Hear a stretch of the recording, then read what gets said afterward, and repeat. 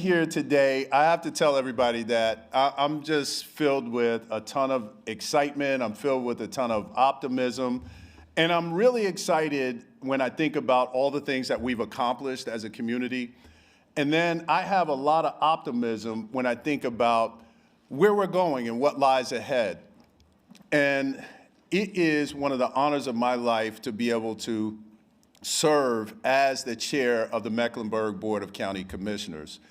And I only get that opportunity because of my wonderful colleagues. And before I go any further, I want to acknowledge my colleagues, many of whom I've had the pleasure of serving with for a very long time. And I'm going to start with our Vice Chair, Lee Altman. Stand up, Lee. Stand up. So Commissioner Altman is serving at large in her third term. She's also our representative on the Metropolitan Transit Commission and also the Charlotte Regional Transportation Planning Commission. And next at large is Arthur Griffin.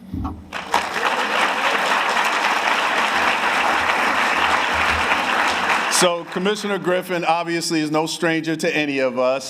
He chairs the Health and Human Services Committee. He's serving in his second term, so he's no longer a rookie. But we do have a rookie on the team, and that is Commissioner Yvette Townsend Ingram, our newly elected at-large commissioner who's come in like gangbusters. She's a champion for behavioral health services, so we're so glad to have her. And then, of course, I'm going to start at the district level. We'll start at District 1. My good friend, Commissioner Elaine Powell, who chairs our Environmental Stewardship Committee. And so I have to note that Commissioner Powell previously served as our vice chair for 5 years, and she's serving in her fourth term. I don't see the commissioner from the most powerful district. Who am I talking about, everybody? You all know who that is. That's right, Commissioner Leek. We'd be remiss if we didn't acknowledge her, the chair, the county commissioner from District 2. She also is the chair of our new ad hoc seniors committee, and she's actually currently serving in her 9th term on the board.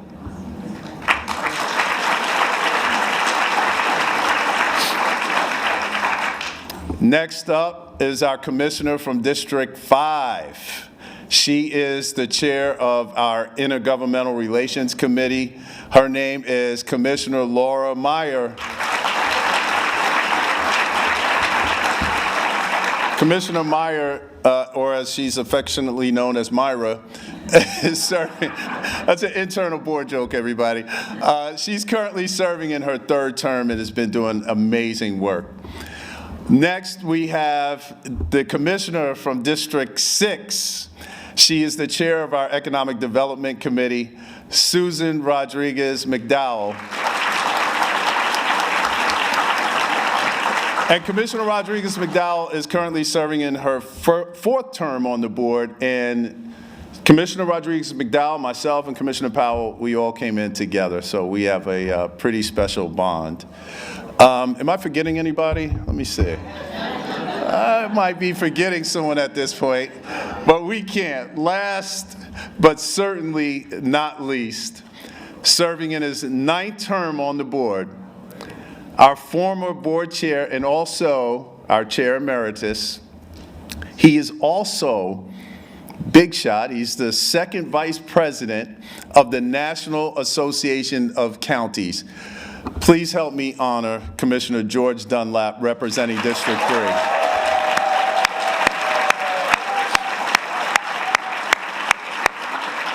So I had a lot to say at this point, but I have to take this opportunity to say some things about Commissioner Dunlap. Commissioner Dunlap's experienced leadership spans over 30 years of public service, from his time in law enforcement, the military, service on the school board, and to his work with the National Association of Counties has been crucial to our board and our county.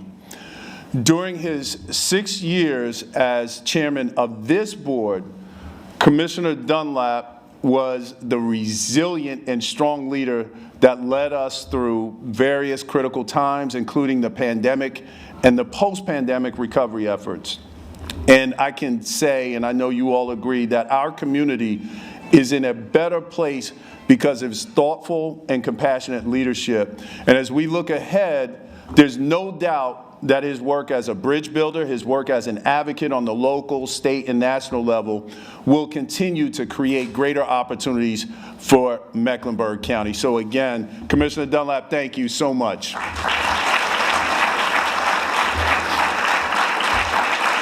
And I also want to say thank you to the entire board. It's so great to look out and see you all right in front of me. Just thank you for your vote of confidence in me and your just amazing commitment to our county and all of our residents.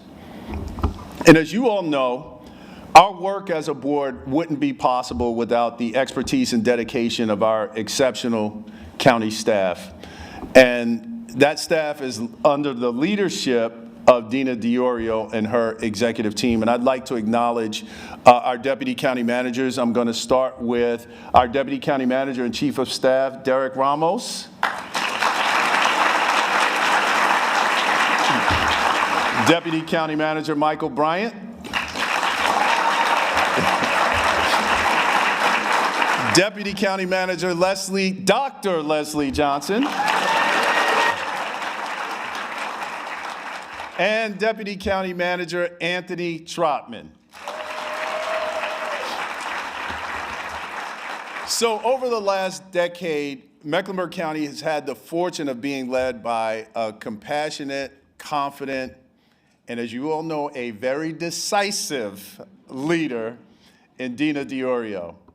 And we all know that Dina's preparing for her next chapter, and I certainly want to thank her on behalf of the board, myself personally, and the community. I want to thank you, Dina, for your service, for your dedication, and your hard work. Just thank you so much.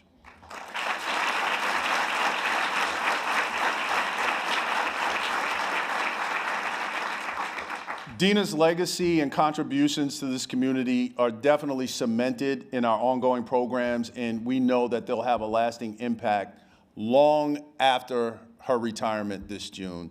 And so at this time, I'd like to ask Dina and her entire team to please stand and be recognized for your shared collective contributions to our community.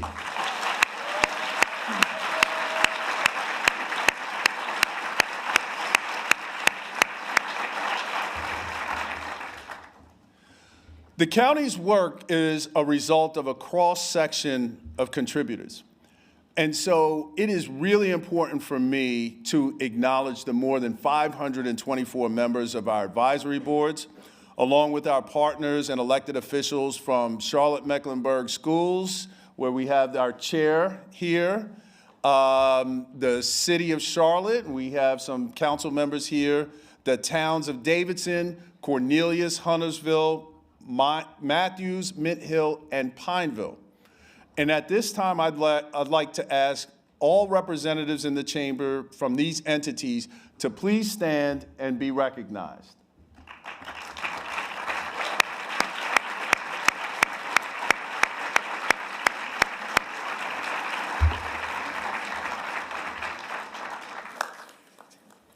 So as we get the opportunity to gather in the chamber today, more than 6,000 county employees are interacting with and providing services to the more than 1.1 million residents that reside in our community. And so I want to take a moment to also uplift those dedicated public servants, especially those who couldn't be with us in person because of the nature of their work. So from our park rangers to our social workers, our permitting and inspection teams, to our deputies, nurses, and code enforcement workers, our property assessors, we owe a debt of gratitude to all our county employees.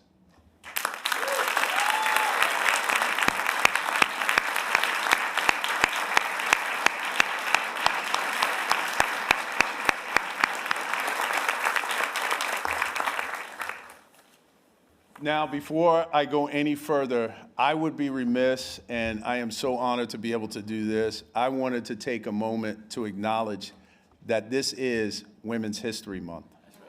There you go. There you go. Now you can go home. And I got to make it home as well.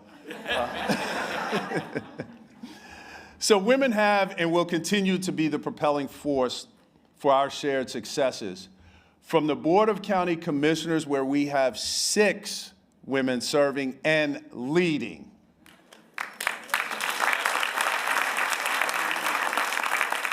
To our county leadership teams and our staff, our work is transformative because of the women of Mecklenburg County. And I want you to know that we appreciate each and every one of you.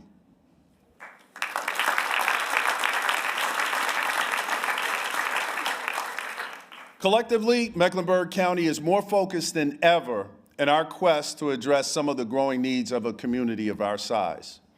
You may remember last year our board reaffirmed our budget priorities, which are housing insecurity, early childhood development, educational attainment, environmental stewardship, health access, workforce development, and reducing racial disparities as a cross-cutting factor. As a county, for the FY25 budget, we took a bold approach in leveraging the revenue growth at the time, along with some of the federal funds we received as part of the American Rescue Plan Act, also known as ARPA. So these funding streams allowed us to respond to challenges in unprecedented and innovative ways, resulting in $152.8 million in new investments toward our board's budget priorities.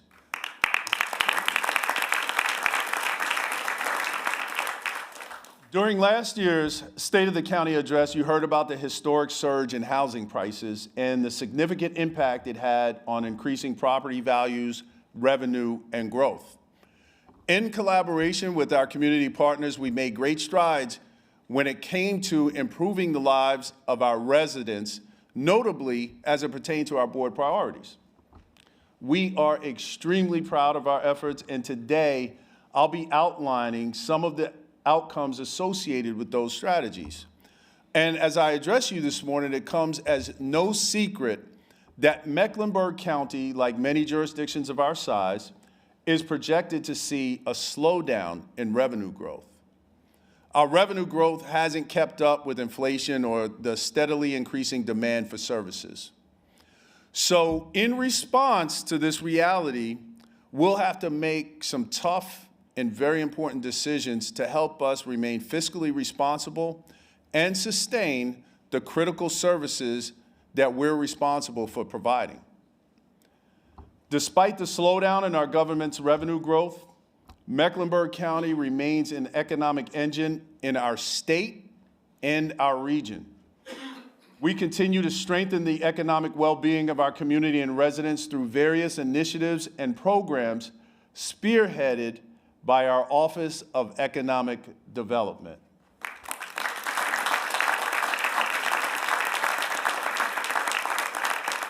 In our current fiscal year, we celebrated several announcements that will be vital to our growth, especially when it comes to funding future expenditures. Detrapel, a clean tech advanced materials company, announced that it will be investing in new headquarters facility in Mecklenburg County. Groninger USA LLC, it's a leading international manufacturer of filling and closing machines for the pharmaceutical, consumer healthcare, and cosmetics industries. Along with RXO, a high-tech freight transportation broker, will be expanding their operations right here in Mecklenburg County. So if you clap for that, you'll clap for this. These 3 announcements account for an estimated $32.3 million in new investments and are set to retain more than 800 jobs while bringing in 406 new positions.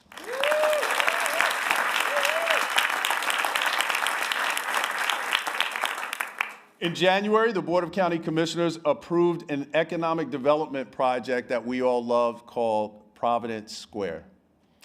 This public-private partnership will result in about $500 million of new investment, along with 108 workforce and affordable housing units for our community.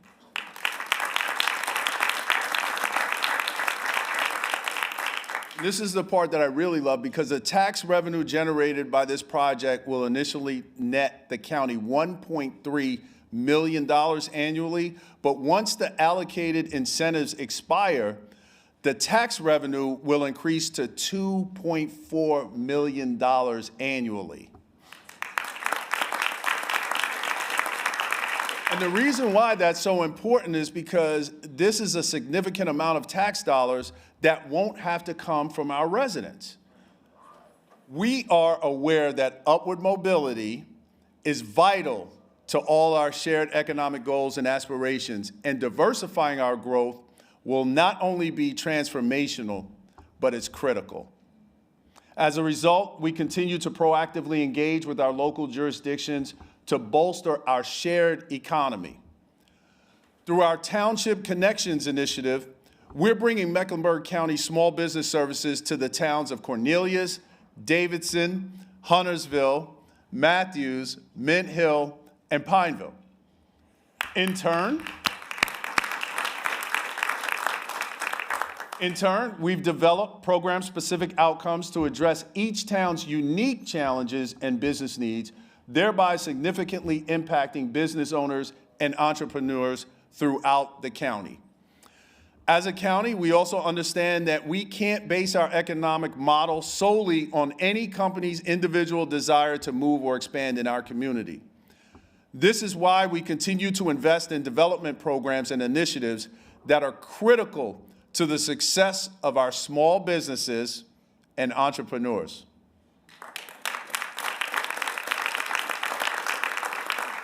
Through programs like our Business Launchpad, the What's Next series, along with Get Up and Grow, we're equipping businesses and entrepreneurs with knowledge, skills, and connections to help them scale successfully. Furthermore, we continue to invest in a great program, and it is called MEC Lending. MEC Lending is a program designed to support qualifying local small business owners with access to capital. To date, our MEC Lending program has been able to disperse over $3.2 million in direct loans.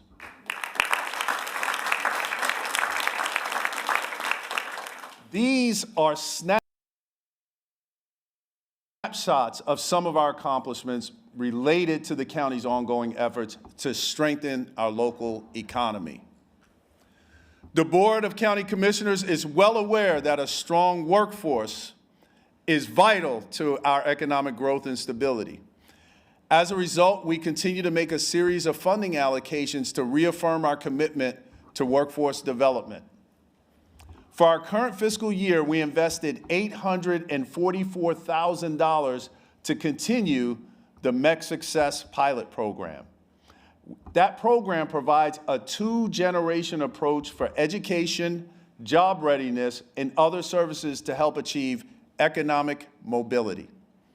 We also allocated $683,000 to continue education and employment trips that were initiated with ARPA funding, and $185,000 to continue the Pivot internship program in northern Mecklenburg County that creates pathways for high school students in manufacturing.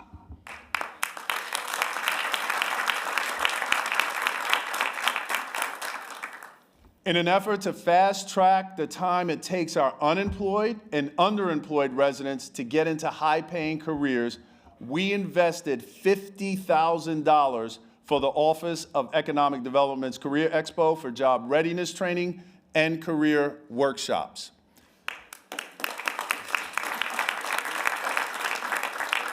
And as a result of this investment, last month, we were able to connect more than 350 job seekers to careers in the advanced manufacturing, construction, and facilities maintenance management industries, a significant breakthrough for our upward mobility efforts. And with that being said, at this time, I'd like to ask representatives of the organizations and departments currently working on our economic and workforce development efforts to please stand and be recognized.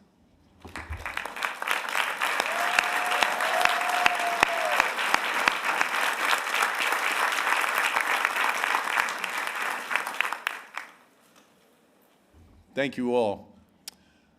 So, you know we can't talk about workforce or economic development without addressing the critical role that our education system plays in the process. Our current budget invests $73.4 million in Central Piedmont Community College and $849 million for Charlotte Mecklenburg schools.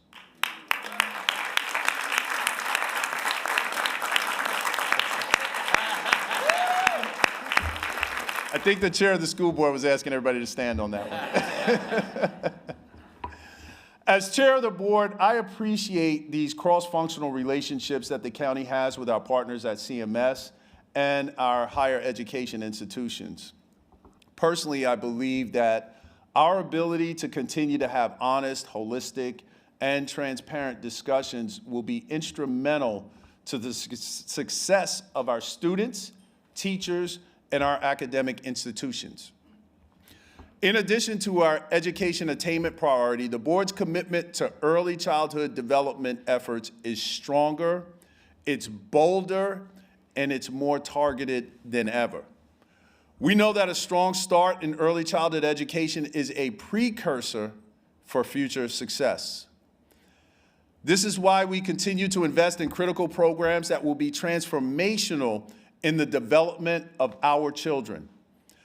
Recently, Charlotte Mecklenburg was designated as one of the few major metro areas in the U.S. to receive a gold medal from the City Health Initiative for high quality and accessible pre-K.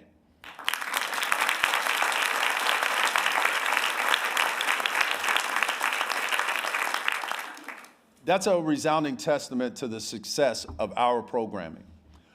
Through MEC Pre-K, our award-winning pre-K education program, the county continues to see positive results from our program participants. Recent data shows that in terms of early literacy development, MEC Pre-K graduates perform better on CMS kindergarten entry examinations than the district average. These findings are a clear indication of the efficacy associated with the program's curriculum. The county is proud to have allocated $23 million this year in support of MEC Pre-K and is pleased with the program's ability to enroll over 1,800 students in the current school year.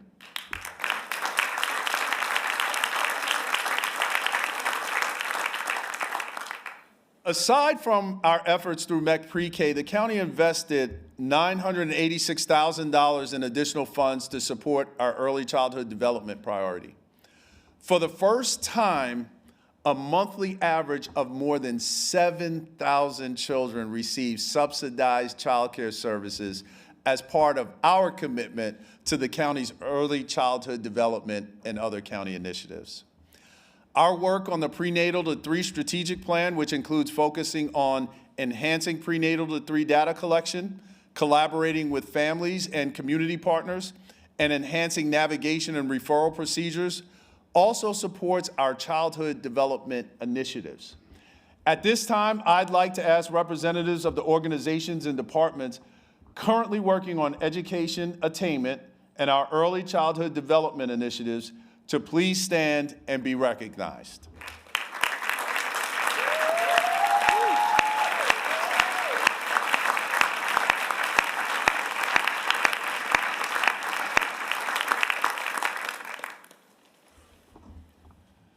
Our county continues to place great stock on increasing and improving access to healthcare resources. For that reason, we invested $11 million toward the efforts. The county's support was critical in opening multiple new primary care facilities serving our uninsured and underinsured residents. This includes C.W. Williams Community Health Center, the Charlotte is Home Center, the Sugar Creek Health Center, and the Katie Blessing Foundation in partnership with StarMed. The unique needs of our diverse population require a diverse service delivery model. So when it comes to critical services, we also recognize that we simply can't rely on our residents to come to us for assistance. Instead, whenever possible, it's always important for us to go and meet our residents where they are. As part of our efforts, Mecklenburg County launched a dental mobile unit in November 2024, which joins 2 other mobile units that are improving access to care for our residents. While our public health department's mobile fleet, we can better serve our residents in a more equitable and dignified manner. Like many counties nationwide, Mecklenburg continues to grapple with the increasing opioid-related deaths and overdoses in our community, especially the 200% rise in overdoses among our Black and Hispanic residents since 2019. In response to the opioid overdose epidemic, we're working with the Medical Examiner's Office and MEDIC on enhanced surveillance efforts to better understand the impact of opioids locally and inform prevention and intervention strategies. With the support of Mecklenburg County's opioid settlement funding, our public health department, along with our community partners, distributed nearly 17,000 doses of naloxone in 2024. Our continued intervention in response to our behavioral health-related emergencies will be critical to our ability to care for our most vulnerable residents. Mecklenburg County's commitment to our community's behavioral health needs will persist beyond the availability of the National Opioid Settlement Funds. Later this year, we'll be moving forward with the implementation phase of our behavioral health strategic plan. So this is a plan designed to help guide the use of public funding for behavioral health services in our community. In alignment with our health access priority, we continue to invest and support key initiatives that will lead to sustainable access to healthy food options for all of our residents. Through investments in our farmers market and healthy corner stores program, we're able to provide healthier food options for our residents, especially those living in low-access food areas. Our award-winning Edible Landscapes program continues to establish community gardens and orchards in underserved communities, providing fresh fruits and vegetables to residents who live there. As part of our senior nutrition's food security programs, 5,244 seniors received nutrition support this fiscal year. This includes services through our congregate, home delivery, and mobile market initiatives. Just this fiscal year alone, more than 430,000 meals were served through our Hot Meals and Homebound Meals program.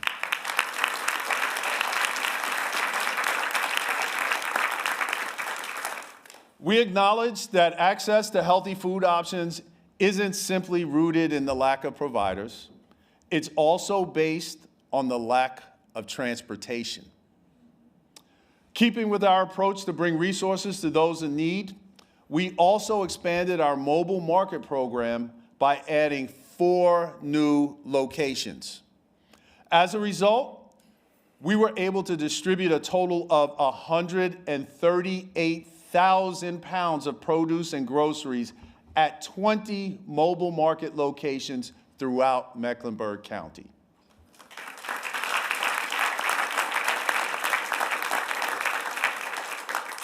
In the coming year, with the help of our community partners, we hope to be able to expand our efforts. I'd like to ask representatives of the organizations and departments that are actively working on our access to health and our food insecurity initiatives to please stand and be recognized.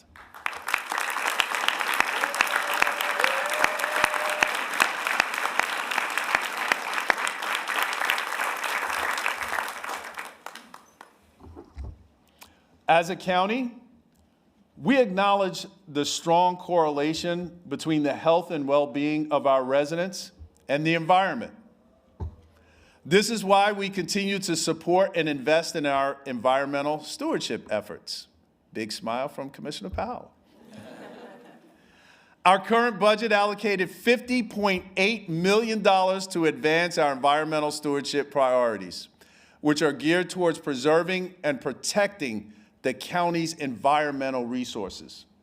These critical investments have allowed us to fund the maintenance, development, and acquisition of parks, greenways, and open space.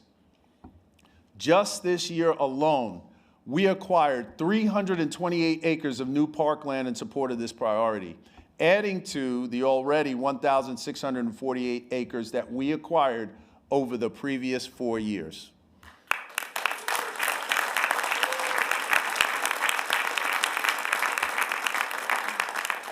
Furthermore, our efforts have allowed us to treat 1,500 acres of parklands for invasive species and expand our Greenway Trail system, which currently includes 75.4 miles of trail. As a result of our long-standing work in this space, I'm happy to share that Mecklenburg County currently meets all federal health-based air quality standards and has previously exceeded the standard for ground level ozone.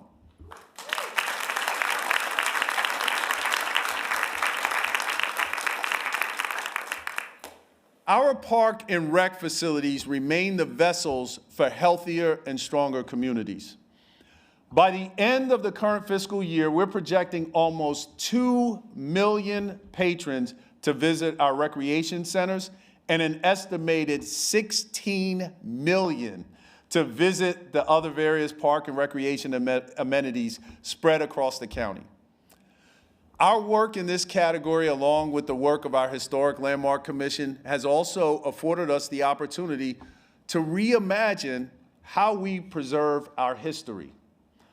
And a good example of this is the county's work at Historic Latta Place, where we've just completed the design phase based on input from our community, and we'll be unveiling the site plans tomorrow at the North County Regional Library in Huntersville.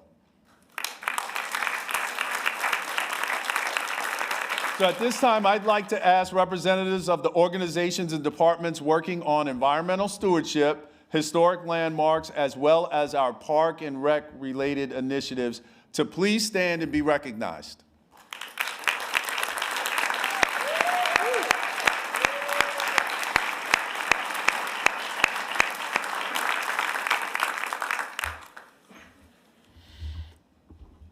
Housing insecurity is one of our current board priorities, and we all know it couldn't be timelier. According to the recently released State of Housing Instability and Homeless Report, we are experiencing a 3% increase in homelessness across the county, and this is actually similar to national data. And as I stand before you today, I'd like to assure you and all of our residents that our commitment to our unsheltered population, those under a significant rent burden, and those seeking the path to home ownership remains unwavering. With our housing insecurity priority, we set out to reduce the number of residents experiencing homelessness while advancing stable, affordable housing options for all county residents.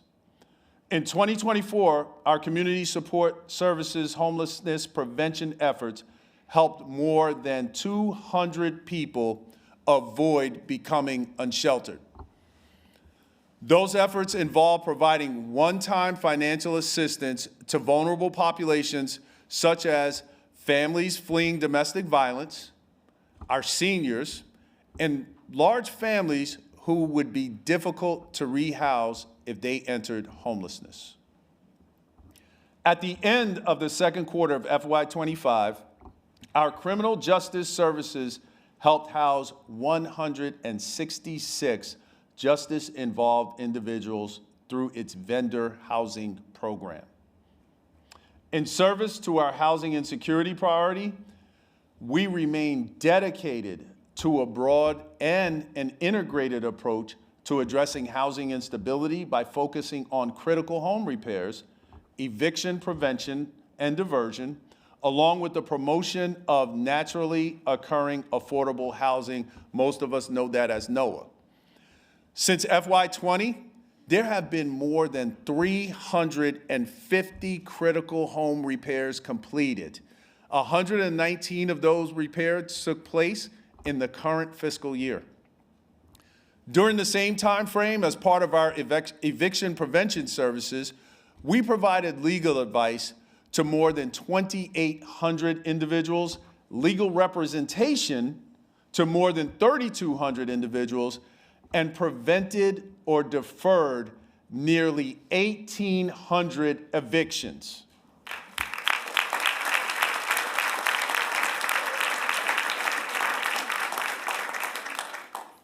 So regarding the promotion of naturally occurring affordable housing, we continue to make great strides.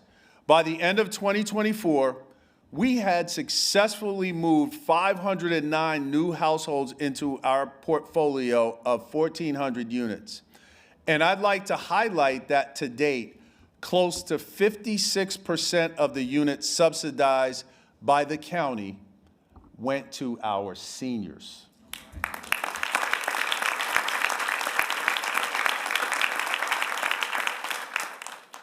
Over the last fiscal year, Mecklenburg County, in collaboration with the City of Charlotte and the town of Davidson, distributed more than $4.1 million through our Homes program.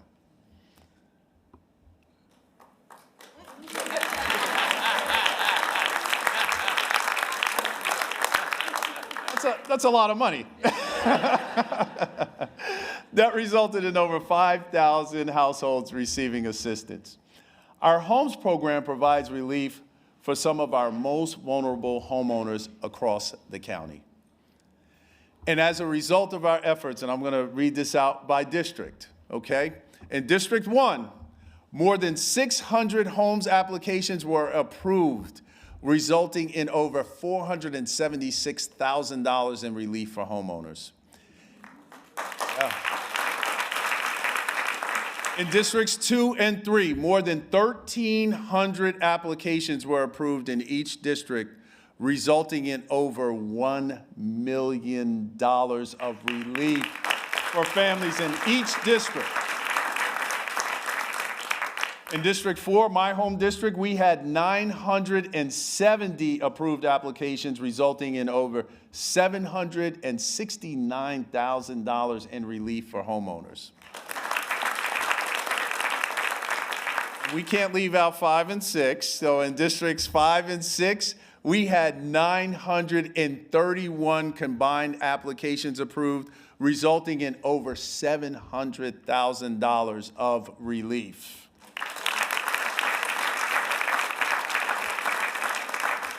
So at this time, I'd like to ask representatives of the organizations and departments that are currently actively working on housing security initiatives to please stand and be recognized.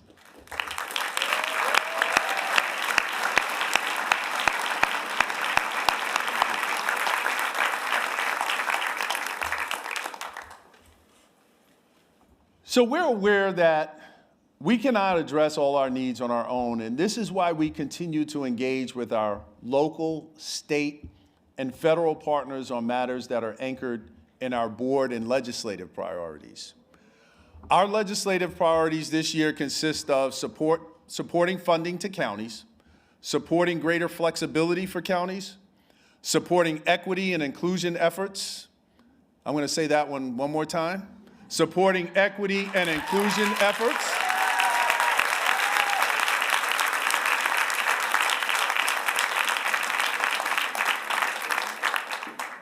Opposing the removal of authority from counties, and opposing unfunded mandates or cost shifts.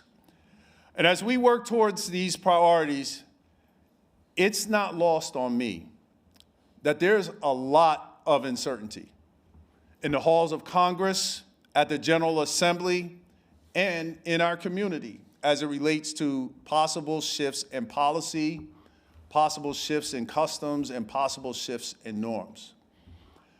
During this time of great volatility, Mecklenburg County remains vigilant and clear-eyed in the pursuit of solutions and finding common ground. Earlier this month, members of the board and the county manager's executive team traveled to Washington, D.C. to meet and engage our federal lawmakers, and we continue to work with our state and local leaders in service to our residents. Mecklenburg County continues to search for opportunities to enhance our operations without neglecting our core responsibilities and our commitment to the public.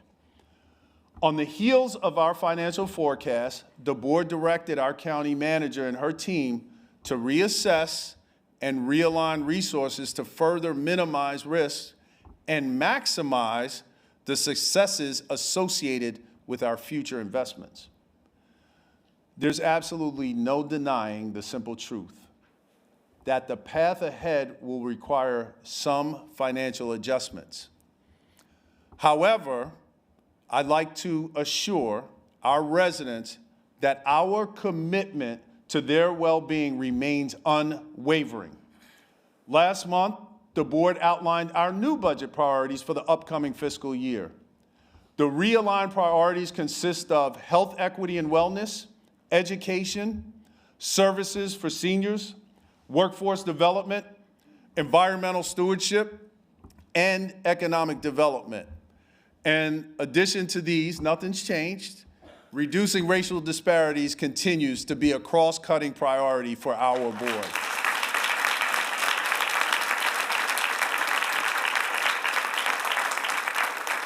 And as it relates to our equity work, we remain committed to the needs, desires, and aspirations of our community, especially when it comes to strengthening accessibility and inclusivity. As a county, we're dedicated to the ideals we first began to implement over 6 years ago with our initial Equity Action Plan, and our commitment to reducing racial disparities reaffirms our decision to constantly examine what it means to serve every person in Mecklenburg County and to serve them well.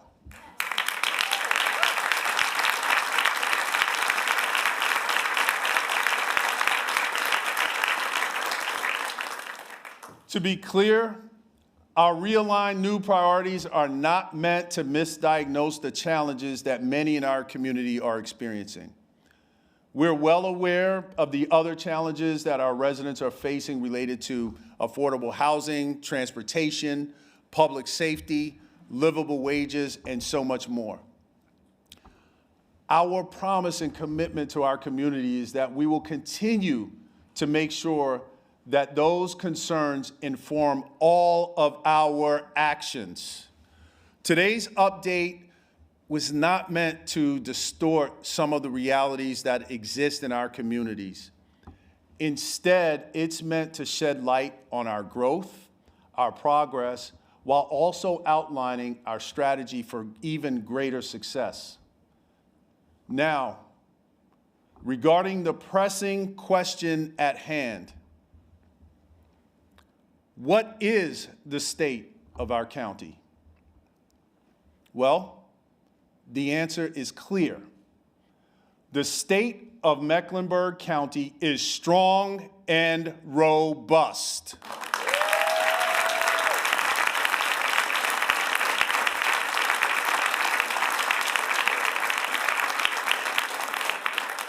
From the town of Davidson to Cornelius, Huntersville to Charlotte, Matthews to Pineville, Mint Hill, and all our unincorporated areas, the state of Mecklenburg County continues to be strong and robust because of our dynamic diversity in our workforce, our institutions of education, our local economy, and yes, our community values.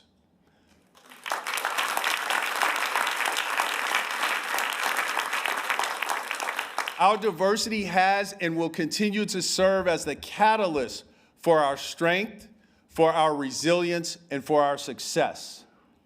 From the Palisades community to Pottstown, Hidden Valley to Howey Acres, and McCrory Heights to Myers Park, Mecklenburg County will continue to respond to the needs and concerns of all of our citizens wherever and whenever they arise, because we are in the people business, and service is our currency.